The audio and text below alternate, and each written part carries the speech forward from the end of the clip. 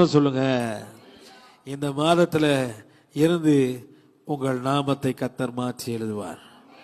உன் தடைகள் மாறும்போது, கிருபை உன் வாழ்க்கையில பெருகும் போது, உன்னுடைய சூழ்நிலைகள் மாறாமல் அவர் தன்னுடைய நன்மையை காக்கும் போது, இதுவரைக்கும் இருந்த பெயரை கர்த்தர் மாற்றுவார்.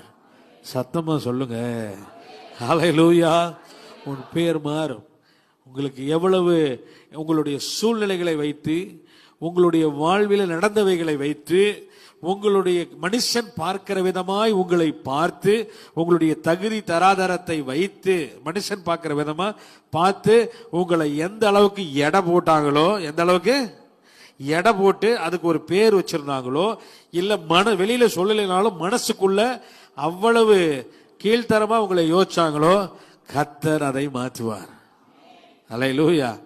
அதை மாத்துறதுக்கு கர்த்தரால மட்டும்தான் முடியும்.